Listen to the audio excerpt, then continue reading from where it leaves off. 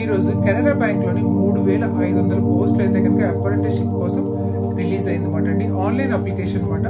ఇది మనకి 23వ తారీఖున స్టార్ట్ అయిందండి. సెప్టెంబర్ 23వ తారీఖున అక్టోబర్ 12వ తారీఖు వరకు కూడా ఆన్లైన్ లో రిజిస్ట్రేషన్ చేసుకోవాల్సి ఉంటుంది అనమాట.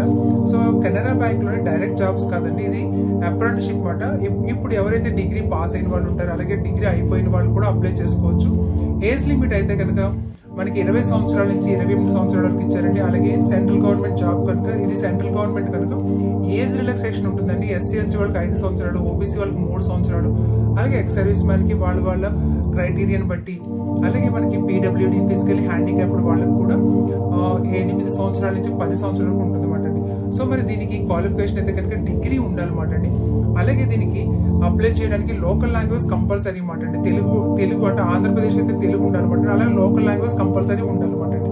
సో మరి ఇది ఏంటంటే కెనరా బ్యాంక్ లోని 3500 అప్రెంటిస్షిప్, గ్రాడ్యుయేట్ అప్రెంటిస్షిప్ అనమాట అండి.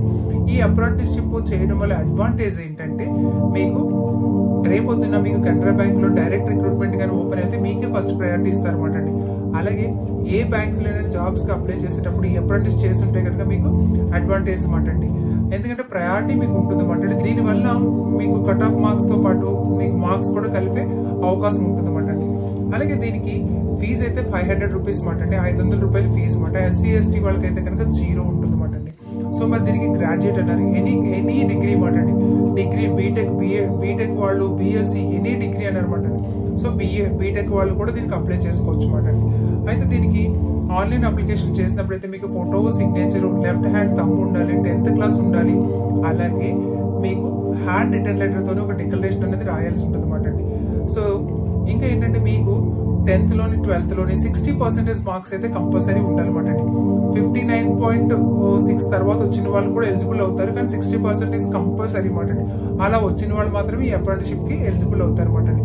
సో కెనరా బ్యాంక్ లో ఓపెన్ అయ్యే ఈ గ్రాడ్యుయేట్ అప్రెంటిస్షిప్ కి ఎవరైనా అప్లై చేసుకోవాలంటే వెంటనే అప్లై చేసుకోండి. ఇది అక్టోబర్ 12వ తారీఖుతో క్లోజ్ అయిపోతుంది అనమాట అండి. సో మరి దీనికి ఫీజు అయితే చెప్పాం కదండి. అలాగే దీనికి ఏజ్ లిమిట్ కూడా చెప్పాం. సో ఆన్లైన్ లో అప్లై చేసుకోవాలనుకున్న వాళ్ళు ప్రతి ఒక్కరు కూడా మీ లేటెస్ట్ ఫోటోతో పాటు అక్కడ లైవ్ ఫోటో కూడా ఇవ్వాల్సి ఉంటుంది అనమాట అండి. లైవ్ ఫోటో కూడా కంపల్సరీ ఉంటుంది అనమాట అండి.